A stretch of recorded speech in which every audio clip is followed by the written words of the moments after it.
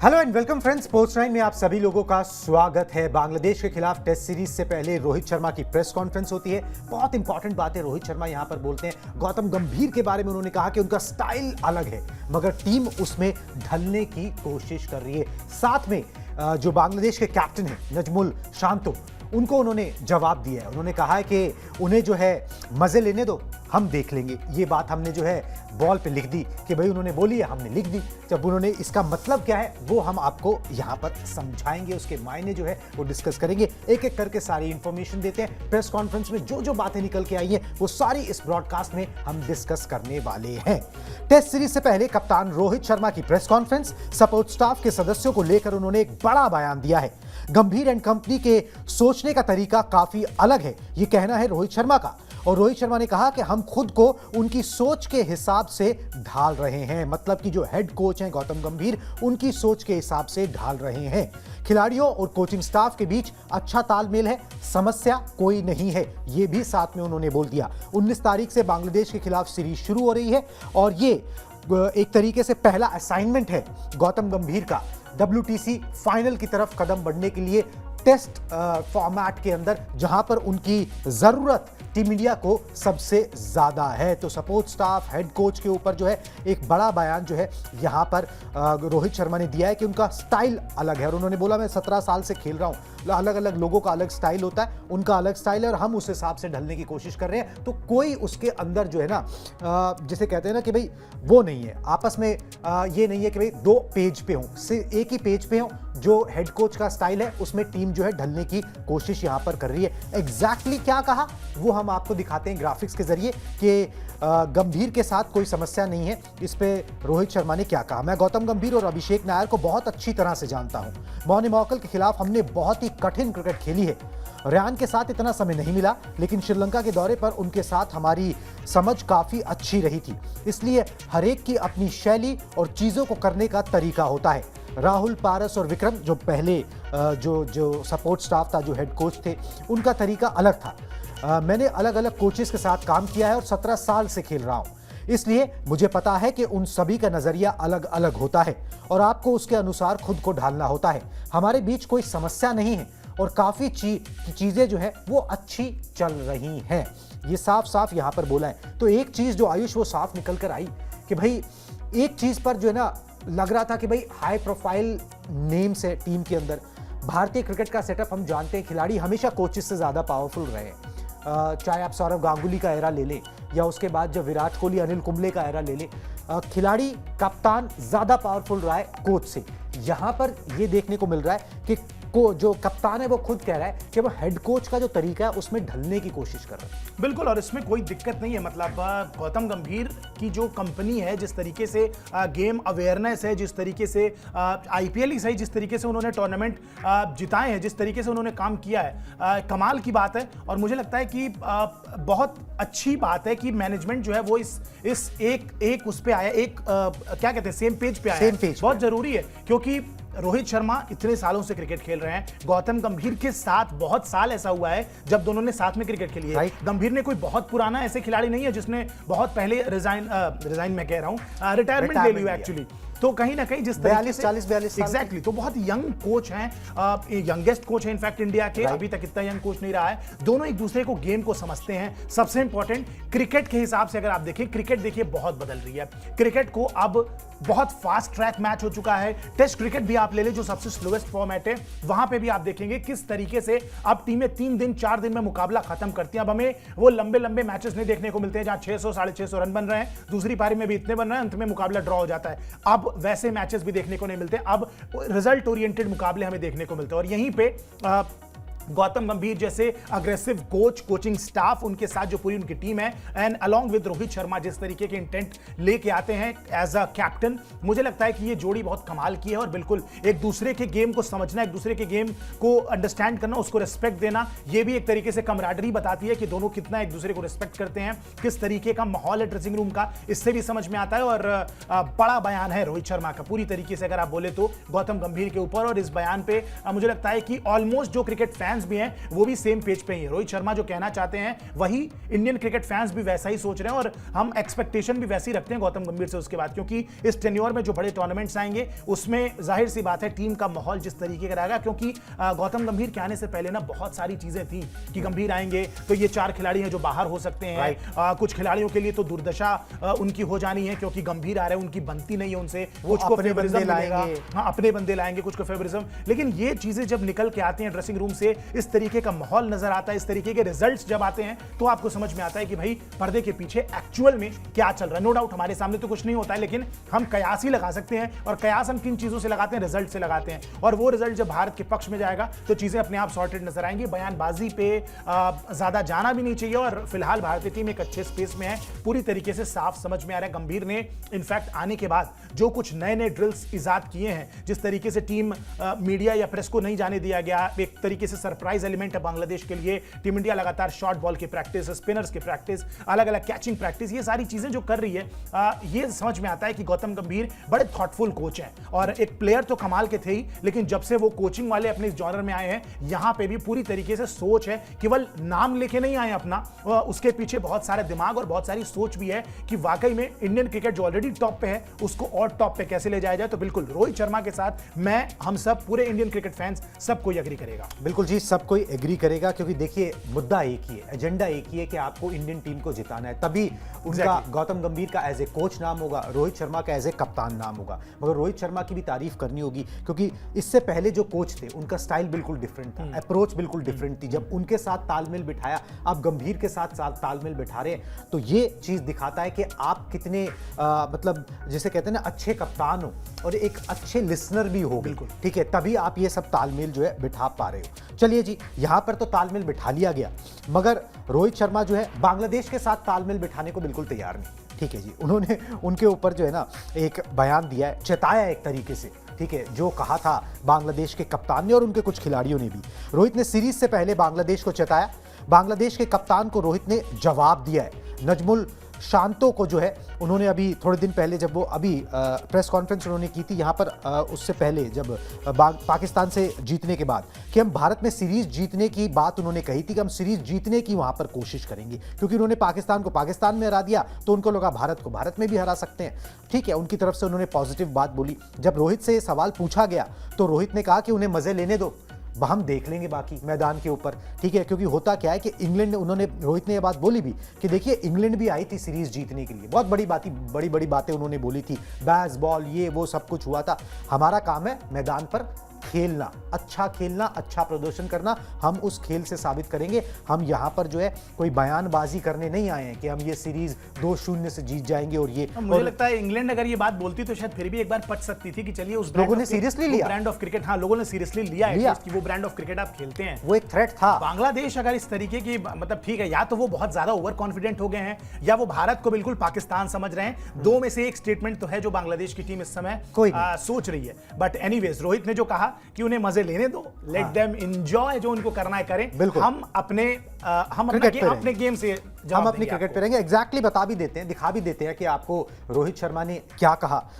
जो कुछ बड़े सीनियर प्लेयर्स ने बोला यहां पर बांग्लादेश के, उन्होंने बोला सभी टीमों को इंडिया को हराने में मजा आता है, मजा लेने दो उन्हें। जब इंग्लैंड आया तो उन्होंने भी प्रेस कॉन्फ्रेंस में जो है बहुत कुछ कहा, यह प्रेस में बहुत कुछ कहा, लेकिन हम उस पर ध्यान नहीं देते हैं। हम अच्छा क्रिकेट खेलने की कोशिश करते हैं और हमारे लिए हर सीरीज इंपॉर्टेंट है, हमारे लिए हर मैच इंपॉर्टेंट है, हम हर मैच को जो है जीतना यहां पर चाहते हैं। एक स्टेटमेंट बड़े ही मैच्योर लहजे में, एक मैच्योर कप्तान ने, एक मैच्योर टीम के कप्तान ने जो ये बात बोली है। बहुत ज़्यादा इमेच्योरिटी से कोई नजमुल शांतो ने भी नहीं बोल दिया था, मगर ये है कि हाँ, इन्होंने बड़ा अच्छा सा जवाब दे दिया।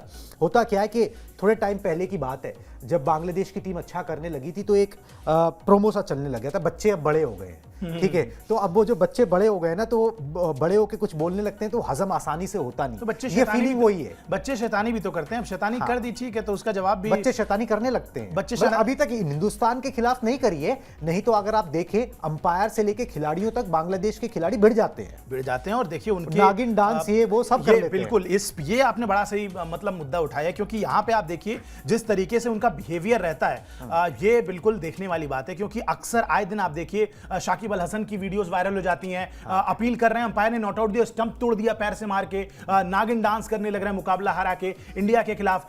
भारतीय टीम एशिया कप की बात है, बांग्लादेश में हो रहा था, तो महेंद्र सिंह धोनी का वो सर वाला एक पोस्टर बहुत वायरल हुआ था। इस तरीके की एडिटिंग करके बांग्लादेश के जो क्रिकेट फैंस है, नो डाउट एक चीज पॉजिटिव है कि वो बहुत ज्यादा डाई-हार्ड क्रिकेट फैन है वहां के, और बहुत सपोर्ट करते हैं अपनी टीम को, चाहे टीम हारे जीते, बट फैंस जरूर पहुंचते हैं। लेकिन थोड़े से ओवर एंथुसियास्टिक भी हैं, उनको कंट्रोल कराना पड़ता है। अक्सर आप देखिए जहां पे भी बांग्लादेश के फैंस पहुंचते हैं, वहां अक्सर आपको सुनने में आएगा कि भाई स्टेडियम में बवाल हो गया, मारा पीटी हो गई, कुर्सी तोड़ दी गई।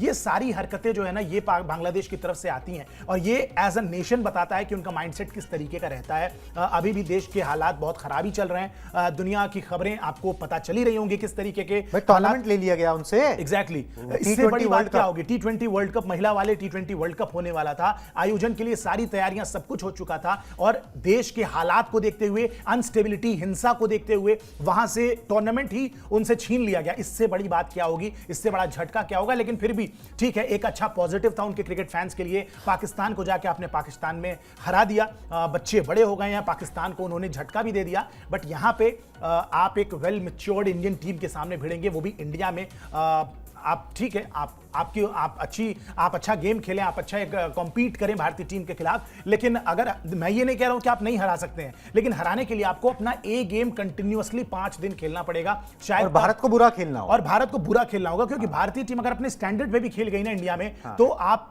आस-पास भी नहीं भटकेंगे। और चलिए ये तमाम बातें तो हम क्या ही करेंगे जब सीरीज शुरू होगी एग्जैक्टली, और डे 1 से उसके बाद जब हम कवरेज करेंगे तो आपको ये सारी बातें बताएंगे, जितने ये बयानबाजी सीरीज के पहले हुई है उसमें, और सीरीज के बाद अंत में, सीरीज खत्म होने के बाद क्या नतीजे रहते हैं उस पर भी हमारी नजरें रहेंगी, क्योंकि ये बयानबाजियां चलती रहेंगी। और बड़े अच्छे लहजे, मुझे तो मतलब तारीफ करनी होगी रोहित शर्मा की, यहाँ पे बहुत मैच्योरली हैंडल किया उस सिचुएशन को। आंकड़े भी बता दे, वैसे हम 13 टेस्ट मैच हुए दोनों टीमों के बीच में, 11 भारत ने जीते, 2 ड्रॉ रहे हैं। अभी तक बांग्लादेश जीत नहीं पाया है, ना बांग्लादेश में ना भारत में। तो ठीक है, आप कॉन्फिडेंट हो सकते हो, आप ओवर कॉन्फिडेंट नहीं हो सकते, और आप ओवर एग्रेसिव भी नहीं हो सकते, क्योंकि फिर बड़ा भाई रहता है, उसी हिसाब से जो है ट्रीटमेंट करना चाहिए। नहीं तो फिर बाकी मैदान में तो देख ही लेंगे, ठीक है, वो तो बोल ही दिया उन्होंने, उसमें हमने क्या बोलना है। चलिए जी, अब मैदान में देखेंगे, उसके लिए आपको 11 खिलाड़ी चाहिए। भाई 16 का दल चुना गया, बिल्कुल ठीक है। उसमें से एक खिलाड़ी के नाम पर जो है ना बड़ी सवालिया निशान था, लोग उठा रहे थे, टीम मैनेजमेंट के दिमाग में कोई सवालिया निशान था नहीं, कप्तान ने साफ कर दिया। चलिए जी, हम बात करें केएल राहुल की, बता देते हैं क्या पूरी खबर है। राहुल को प्लेइंग 11 में शामिल करने पर जो है रोहित शर्मा से प्रेस कॉन्फ्रेंस में सवाल पूछा गया। रोहित ने कहा कि हमको उनकी क्वालिटी पर कोई शक नहीं है, नंबर 5 पर वो खेलते हुए, इसका मतलब साफ है, नजर आ सकते हैं। दिलीप ट्रॉफी में उन्होंने अर्धशतक लगा ही दिया था, वहां पर दिखा दिया कि भाई मेरी फॉर्म और फिटनेस ठीक है। फॉर्म तो चलो क्या ही, अब इतने दिग्गज हो गए वो भी, मगर ये है कि हाँ मैं फिट एंड फाइन हूँ, क्योंकि वो बाहर इसीलिए हुए थे क्योंकि वो चोटिल हो गए थे, ड्रॉप नहीं किए गए थे। 50 टेस्ट मैचों में 2863 रन केएल राहुल बना चुके हैं। एग्जैक्टली केएल राहुल पर क्या बयान दिया रोहित शर्मा ने, वो भी आपको दिखा देते हैं। जी आ गया जी बयान। राहुल ने वापसी के बाद बढ़िया क्रिकेट खेला है, साउथ अफ्रीका के खिलाफ शतक जमाया। दुर्भाग्य से वो हैदराबाद टेस्ट मैच के दौरान चोटिल हो गया और फिर नहीं खेल सका। मुझे उम्मीद है कि हैदराबाद में जिस लेवल पर उसने छोड़ा था वहीं से शुरू करेगा। मुझे इस चीज का कोई कारण नहीं दिखता कि वो टेस्ट क्रिकेट में क्यों नहीं बड़ा खिलाड़ी बन सकता। उसके लिए ये जानना महत्वपूर्ण है कि वो अपने करियर को कैसे आगे लेकर जाना चाहता है, और उनसे कम्युनिकेशन जो है ना वो प्रॉपर किया गया है, क्लियर किया गया है। इसका मतलब ये है कि भाई टेबल पे बैठ के बात हुई है। गौतम गंभीर के तो वैसे भी फेवरेट ही है, ठीक है, कि टेबल पे बैठ के बात हुई है कि भाई आपको हम लगातार मौके देंगे, आपको हम WTC तक पूरा देख रहे हैं, हम आपसे क्या उम्मीद करते हैं ये भी बताया गया होगा, और ये भी जानने की कोशिश की गई होगी कि भाई आप टेस्ट क्रिकेट से क्या उम्मीद कर रहे हो, क्या करना चाहते हो टेस्ट क्रिकेट के अंदर। केएल राहुल के बारे में इस चीज से मैं एग्री करता हूं कि उनकी जैसी क्वालिटी का खिलाड़ी जो है ना, अगर नंबर 5 पर हो तो एक भरोसा बंधा रहता है कि ऊपर से विकेट गिर भी जाए तो है नीचे संभाल लेगा। नो डाउट, जिस तरीके की क्वालिटी, और देखिए मतलब इनिशियली जब आए थे जो क्लास थी उनकी बल्लेबाजी में, अगला विराट कोहली बोला जा रहा था उनको, और ये बहुत बड़ा कॉम्प्लीमेंट है। वो खुद भी विराट कोहली उनके फेवरेट प्लेयर हैं, एडमायर करते हैं उनको जिस तरीके से कोहली ने अपने करियर को पैन किया है। लेकिन केएल राहुल के साथ दिक्कतें तब शुरू हुई जब वो तीनों फॉर्मेट खेलने की कोशिश करने लगे, एज अ 3 फॉर्मेट प्लेयर बनने की कोशिश करने लगे। मौका भी मिला तीनों फॉर्मेट में, लेकिन अब मुझे लगता है कि if I am not wrong 32 साल के हैं केएल राहुल, और 32 साल की उम्र में अब मुझे लगता है कि उनको भी चीजें थोड़ी सी क्लियर करनी चाहिए, एक फॉर्मेट छोड़ देना चाहिए। मुझे लगता है अगर वो अपने करियर को सीरियसली आगे बढ़ाना चाहते हैं, सीरियस दिशा में, हालांकि वो अपने लिए क्या बेहतर है वो खुद सोच सकते हैं, लेकिन मुझे लगता है कि T20 फॉर्मेट में उनको इंटरनेशनल क्रिकेट से दूर होना चाहिए।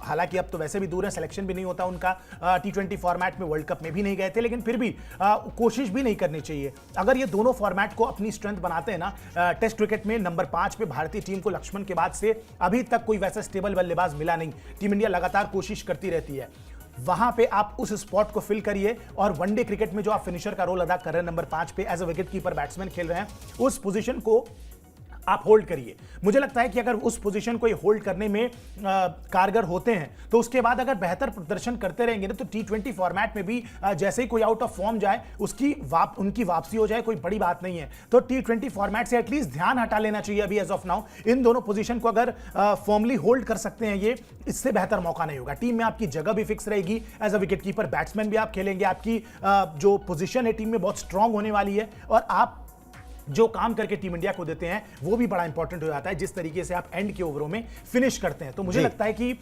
उस चीज पे फोकस करना चाहिए। 32 साल के होगा, अब आप कोई 23, 24, 25, 26 के खिलाड़ी नहीं रहे हैं कि आप अभी भी तीनों फॉर्मेट में ट्राई कर सकते हैं, आपके पास उम्र है, आपने ये सारी चीजें करके देख लिया, आपको एक डिसेंट अमाउंट ऑफ एक्सपीरियंस हो चुका है अक्रॉस फॉर्मेट। आपने टेस्ट क्रिकेट अच्छा खासा खेल लिया है, अब सीनियर खिलाड़ियों में गिने जाते हैं। ओडीआई में ऑलरेडी आपकी जगह फिक्स्ड है, ओडीआई वर्ल्ड कप में आपका कमाल का प्रदर्शन था, T20 भी आपने ठीक ठाक खेल लिया है, अच्छे खासे नंबर ऑफ वर्ल्ड कप्स भी आपने खेल लिए, भारत को रिप्रेजेंट कर लिया। उससे थोड़ा ध्यान हटाएंगे, इन दोनों फॉर्मेट पे फोकस करेंगे, तो आपका करियर भी लंबा जाएगा, आपकी वैल्यू भी इंडियन टीम में और बढ़ेगी, आपकी इज्जत भी बढ़ेगी, और फैंस का समर्थन भी मिलेगा। क्योंकि कई बार मुझे लगता है कि केएल राहुल फालतू में फैंस के निशाने पर आ जाते हैं, उनसे बेचारे से जो कहा जाता है वो करते हैं। नंबर 5 पे बल्लेबाजी करा लो, विकेट कीपिंग करा लो, ओपन करा लो, वन डाउन उतर जाओ, जो चीजें कही गई हैं हर बार स्पॉट में उनको डाला जाता है। वो खिलाड़ी हर बार प्रदर्शन करके देता है, लेकिन जहां थोड़ा सा प्रदर्शन में कमी आती है, बार बार उनको सॉफ्ट टारगेट बना के टारगेट किया जाता है। तो मुझे लगता है कि थोड़ा सा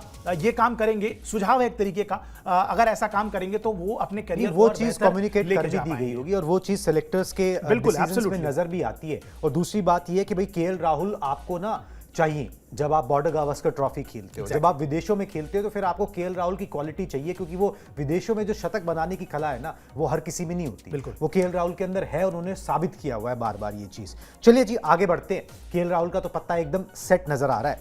अब एक चीज है जो टीम इंडिया के 2 मैराथन मैन जो है ना वो अचीव कर सकते हैं, एक एक करके दोनों पे बात कर लेते हैं। पहले तो जडेजा एक खास क्लब में शामिल हो सकते हैं, फटाफट से दिखा देते हैं कि पूरा माजरा क्या है। स्पेशल क्लब में शामिल होने के लिए उनको 6 विकेट चाहिए, मतलब टेस्ट में 300 विकेट लेने से वो सिर्फ 6 विकेट दूर है। कपिल देव और अश्विन के क्लब में वो शामिल हो जाएंगे, मतलब ऐसे टेस्ट क्रिकेटर जिन्होंने टेस्ट क्रिकेट में 300 विकेट प्लस 3000 रन जो है वो बना रखे हों, ऐसा सिर्फ कपिल देव और जो है यहाँ पर अश्विन ने किया हुआ है। जडेजा उसमें शामिल हो सकते हैं।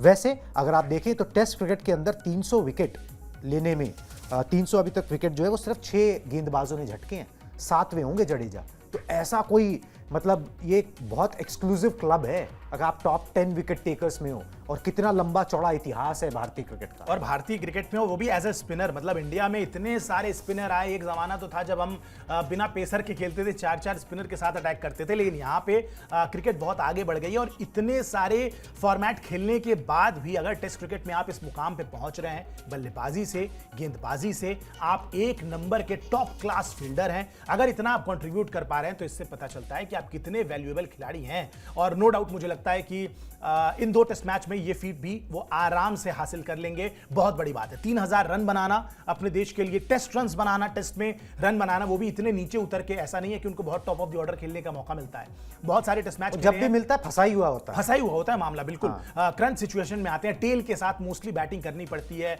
रिवर्स होती गेंदों को, स्विंग होती गेंदों को, टर्न होती गेंदों को, जबरदस्ती उनको हिटिंग के लिए जाना पड़ता है, टेस्ट क्रिकेट के अनुरूप ना खेल के उसके ऑपोजिट खेलना पड़ता है। इस तरीके की सिचुएशन में अक्सर बल्लेबाजी आती है। फिर भी 3000 टेस्ट रन बनाना, 300 विकेट लेना, कमाल की बात है। कमाल का खिलाड़ी है। टेस्ट क्रिकेट में तो रविंद्र जडेजा का जो कंट्रीब्यूशन है कहीं से भी कम नहीं है, और कि बिल्कुल बहुत बड़े मैच विनर हैं। स्पेशली अगर इंडियन कंडीशंस में मुकाबले होते हैं तब तो और लीथल हो जाते हैं। फिर बल्लेबाजी हो चाहे गेंदबाजी हो, बड़ा इंटरेस्टिंग होगा देखना। मुझे लगता है इस सीरीज में ये जो रिकॉर्ड है बहुत आराम से इस क्लब में, स्पेशल क्लब में शामिल हो जाएगा। स्पेशल क्लब में वो शामिल हो सकते हैं। वैसे उनके जो जोड़ीदार है ना आर अश्विन, वो भी मतलब गेंदबाजी में विराट कोहली ही हैं। मतलब उनके अश्विन के निशाने पर जो है ना 3 बड़े रिकॉर्ड्स हैं, मैच 2 है, रिकॉर्ड 3।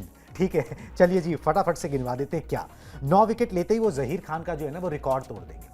जहीर खान ने इंडिया की तरफ से बांग्लादेश के खिलाफ जो 31 विकेट झटके थे। अश्विन के ग्राफिक्स भी प्ले कर दें, और अश्विन के नाम 23 विकेट है। अगर वो 9 विकेट ले लेते हैं तो बांग्लादेश के खिलाफ सबसे ज्यादा टेस्ट विकेट लेने वाले इंडियन बॉलर बन जाएंगे। एक तो ये बड़ी बात, वो भी तब जब मुकाबला चेन्नई में है, वो मुकाबला चेन्नई के अंदर है। 14 विकेट लेते ही वो WTC में सबसे ज्यादा विकेट लेने वाले गेंदबाज बन जाएंगे। नेथन लॉयन को पीछे कर देंगे। नेथन लॉयन के नाम 187 है, अश्विन के नाम 174 है। और अगर हम इस साइकिल की बात करें, 2023 से 25 का जो साइकिल चल रहा है WTC का, उसके अंदर जो है जॉश हेजलवुड ने 51 विकेट्स लिए हैं। He is the top wicket taker. ठीक है, अगर 10 विकेट अश्विन ले लेते हैं तो वो हेजलवुड को पीछे कर देंगे। ठीक है, तो वो टॉप विकेट टेकर यहां पर हो जाएंगे।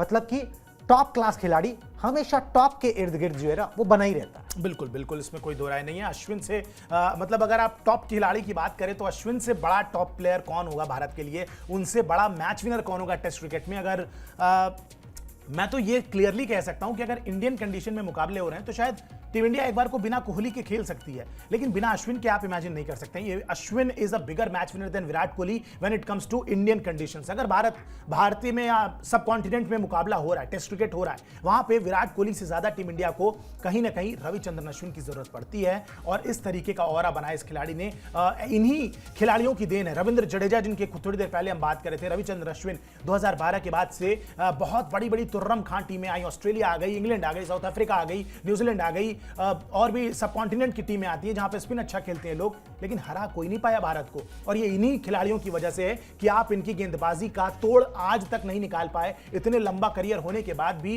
हर सीरीज में आपको कुछ नया इनोवेशन देखने को मिलता है, कुछ नई गेंदें देखने को मिलती हैं रविचंद्रन अश्विन की तरफ से। ये बताता है कि कितना बड़ा एक खिलाड़ी, 38 साल के हुए हैं, लेकिन उसके बाद भी अभी तक क्लैरिटी से बोला है कि भाई अभी भी बहुत क्रिकेट बाकी है, मुझ में बहुत कुछ खेलना है, मुझे बहुत आसानी से चीज़ों को करना जानते हैं, लेकिन उसके पीछे कितनी मेहनत लगती है वो ये खुद भी जानते हैं।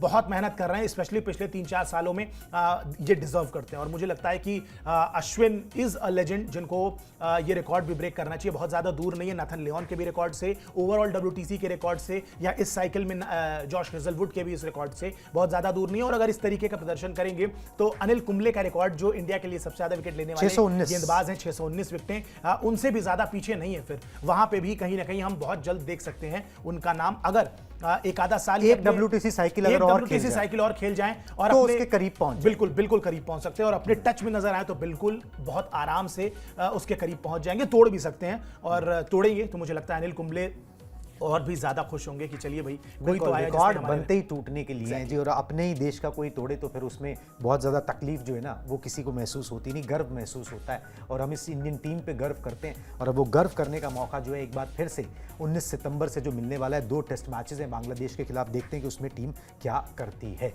चलिए जी, अब मुझे और आयुष को दीजिए इजाजत, टाटा बाय बाय।